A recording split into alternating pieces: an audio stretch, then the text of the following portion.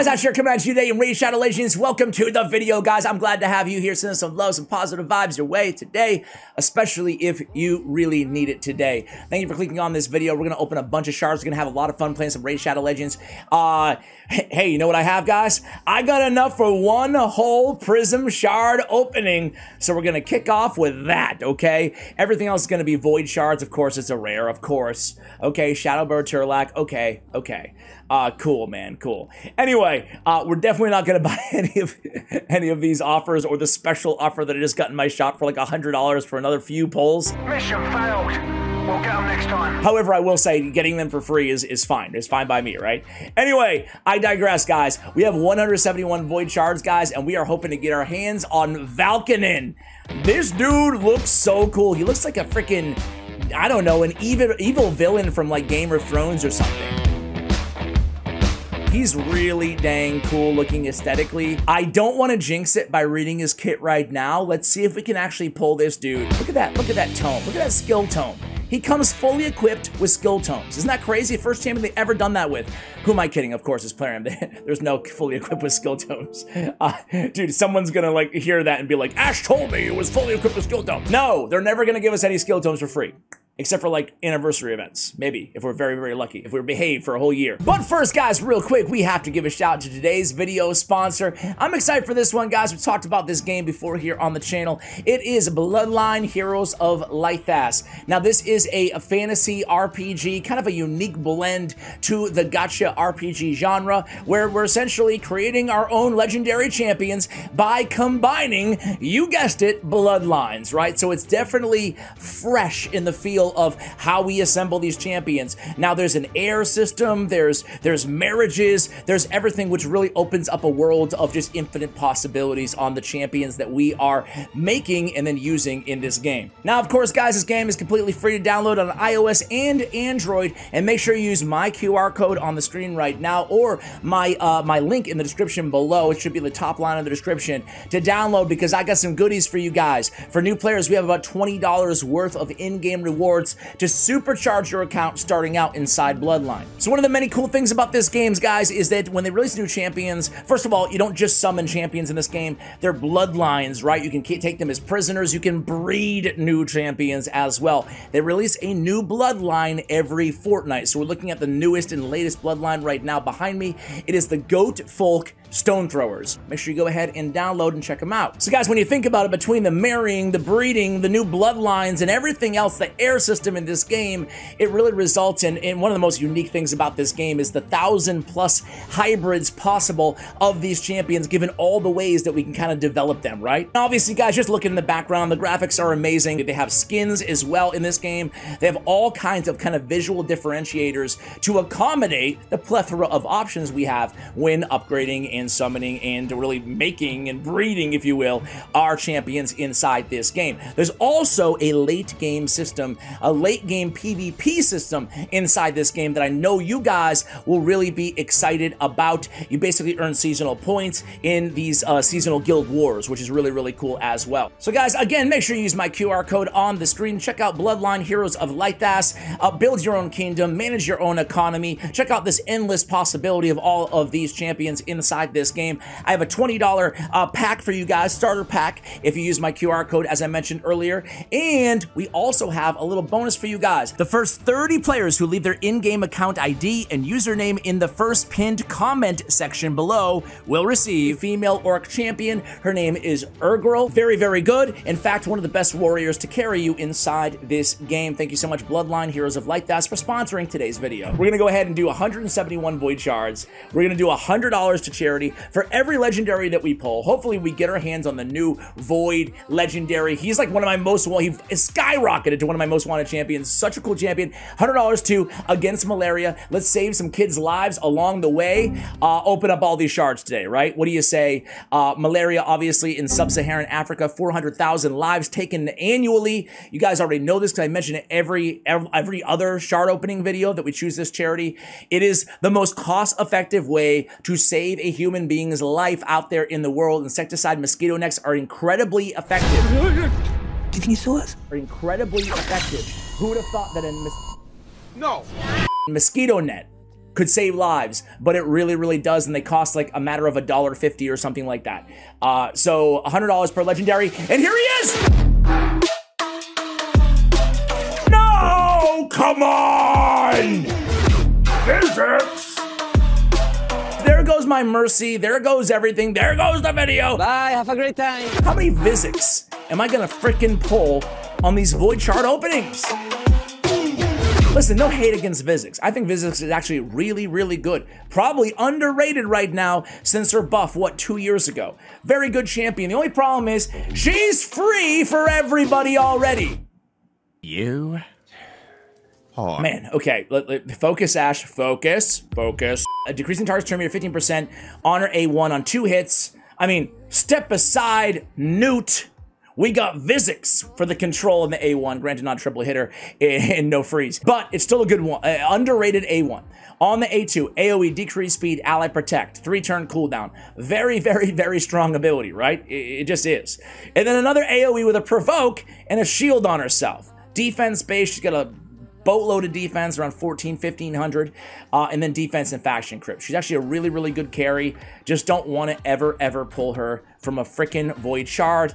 Plarium, if you're watching, I know some of you are. Do what you can. Dear everybody else, everybody who's not a Plarium employee right now, okay, you can tune out for a second. I just want this message to go to you. Plarium employee, can you lobby for us to get the daily login reward champions out of the pool? Are you guys on board with that? What? Me? No, fine, totally fine. Not Plarium now. You guys, my viewers, are you on board with that? Do any of you like pulling dupe login reward champions? Anyway, we got a Cold Heart, we got a Doomscreech, we got a Hollow, Ox, Panthera, Ox again, Bellower, Ragemonger, Huntress, and a Dagger. $100 for charity, we got a Skirmisher as well. All right, here we go. We got a Gear Grinder. Let's refocus, recharge, reset, and pull that Lego, man. Daywalker, Abalaster, Painsmith. It's really cool, honestly. I'm just gonna be real. It's cool that Plarium is trying to hook me up, help my viewer retention, trying to keep you guys watching until the end when we actually pull the champion on the very last shard. That's cool, man. Thank you, Plarium. Appreciate that. That's the dumbest thing you could have said. What are you, an idiot? Kurzad, Deepart, Bulwark, Hollow, Cold Heart, Ripper Fist, Panthera again, Dagger again, Abalaster, an Ursula the Mourner, and a Skytouch Shaman. Well, hey, one of the best epic healers in Sky Touched, and one of the best epic revivers in Ursula. Honestly, Ursula is just one of the better revivers, AoE revivers in the entire game, including every legendary. I'm not saying she's necessarily the best, but she's up there. An AoE 5-turn cooldown, 75% HP, 50% turn meter, big version increased defense, big version strengthen, 3 turns all allies. Like that is really one of the best AoE revives inside all of Raid Shadow Legends. Then we have a Cleanse, a block debuffs, and a Revive on Death. A very, very good kind of a mini cardial A2 ability on Sky Touch. Hers is on a 4-turn instead of a 5-turn when booked, and she doesn't have the protected Revive on Death. Otherwise, it's the same. And she's really good healer, as I mentioned. She's an AoE on the A1 heal, kind of a wonky passive, but still a pretty cool champion. All right, guys, let me make room. I'll be right back.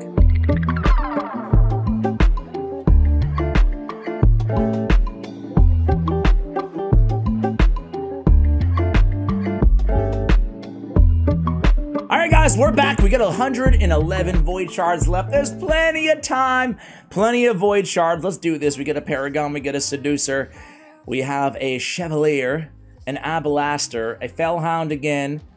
Still, for my money, the best campaign farmer out there. Any Fellhound lovers in the house?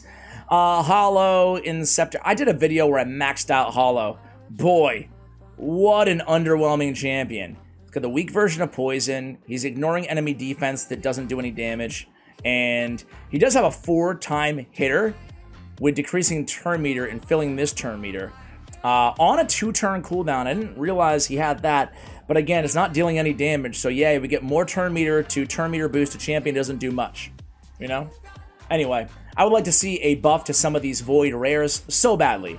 I would love to see Plarium just put out... Plarium employees, listen up again. Listen up again. We do not work for you. I would love to see you guys do a massive void rare buff. Show your son! You're never gonna do it, but I would love to see that. That'd be cool, like 20 of them. Don't have to be massive buffs, just keep up with the times.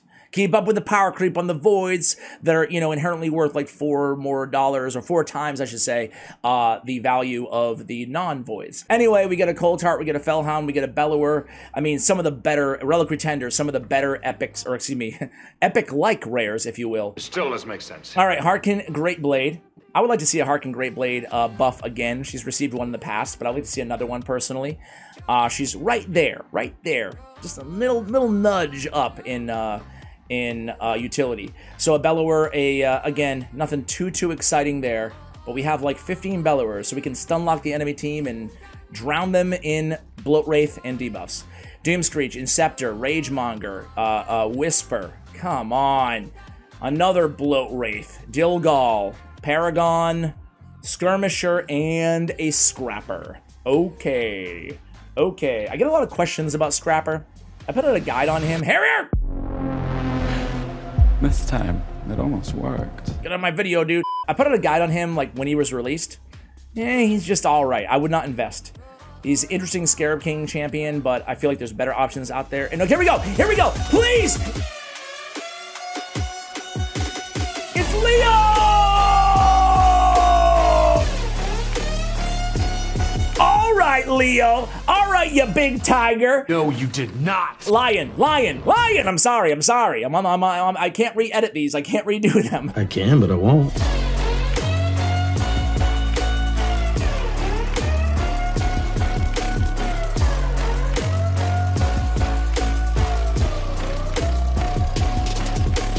Listen, you can't complain about probably the best nuker out there in the conversation, top 5. How about Arena Nuker in the game? Why is Leo the Proud one of the top Arena nukers in the entire game, or just damage dealer in general? I say Arena, that's his claim to fame, that's where he's most meta, but he's very good in so many different areas of the game. Why? Let's talk about it, guys. He has a decreased defense on his A1, really nice on ally attack teams to land the big version of decreased defense. Each hit has a 60% chance, aka we are getting a lot of damage and a big decreased defense debuff on his A1. Rage of the Prize, a 2-time hitter on 3-turn cooldown that does a decent amount of damage. But, most importantly, when this skill is not on cooldown, he's immune to being CC'd. You can't stun him, you can't freeze him, you can't sleep him. Tormund, no chance. Kymar, no way. True Fear, Petrification, Mithrala, no thank you. He's immune. It's a very nice ability built into that A2.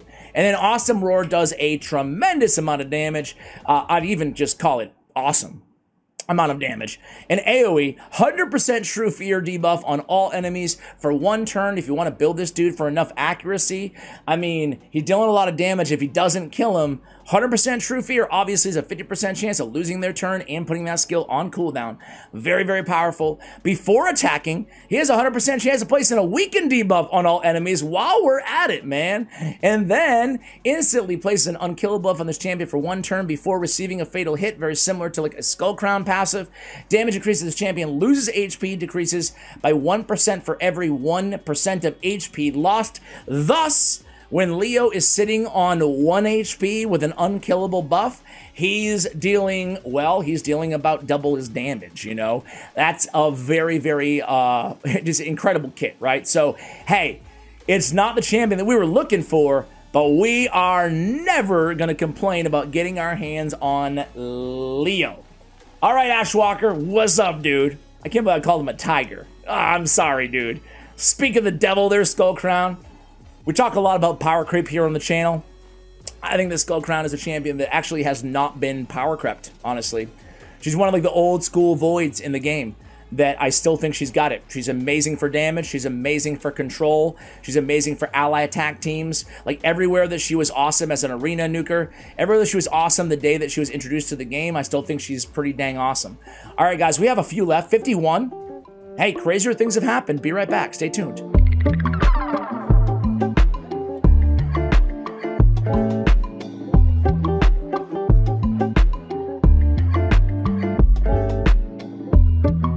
All right, guys, so we're back. So, you know, Cirilla on the Scratch interview, she mentioned that they're coming up with ways to allow players to target more specific champions, okay? So it seems like this event, these Prism Shards are going to be that idea. What I would like, though, is in addition to that idea, I would like that every legendary that you pull on 10 times chances on champions, like, so every legendary that, every legendary that I pull that's not Valkanen, right? That's not this dude. I would like to see it go up to a 20 times chance, 30 times chance, 40 times chance.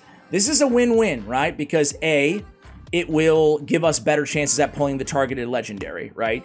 And B, it will, from Plarium's point of view, it will probably entice people. Now I have a 60 times chance at pulling this champion. Of course I'm going to buy that shard offer, you know? So I think it's one of those rare win-win scenarios, perhaps. What about you guys? You think that's stupid? It's awesome? What do you think? I think it's like, I don't know, because I would love a 30% chance of pulling him right now, or a 30, excuse me, X chance. Not percent chance, X chance. All right, here we go. We have 40 left. We get a Tree Shield Knot, who I love, man. He's a double reviver, rare champion, Sylvan Watchers, a heal, an increased defense on a 3-turn cooldown. One of my favorite rares released this year. I think he's my favorite rare released this year. Kurzad is one of my top rares in the game. I love this dude. AoE, turn meter fill, AoE, decreased defense, increased accuracy, big version, 3-turn cooldown. Just need 150 books to book them out. All right, we have 30 chances left here or so. I lost track, 30 or 40. We got an Ash Walker, a Harris Specs, a Veteran, Malbranch, a Man-Eater. There's only 5 revivers in the game, 5 rare revivers in the game. And we are looking at 2 of them, Reliquary Tender and Harris Specs, right? Harris Specs has it, Revive a Dead Ally, 30% HP, 30% turn meter fill. Nothing to write home about, but he's got it. Then there's Gear Grinder, there's Grinner, and there's Tree Shield Knot. All right, here we go. We have Painsmith, Renegade, Ox, and I'm talking about revivers with like a straight-up revival skill. There's a couple that have like conditional revivers, right? Harrier, Scrapper, and Abalaster. Okay, man. We got like, what, 10 or 20 left? I somehow lost count. But let's get lucky here. Let's get lucky at the end. Come on, come on. Gear Grinder, speak of the devil. Harrispeck, speak of the devil. Madame Seri, we love her still. Marquise and Harvester. Okay, we get 10 more, 10 more. Ox. At least I'm getting a lot of clan versus clan points. At least I got that going for me. All right, Painkeeper, Daywalker, Eviscerator, Ashwalker, Vanguard, Fanatic. Come on, come on, come on.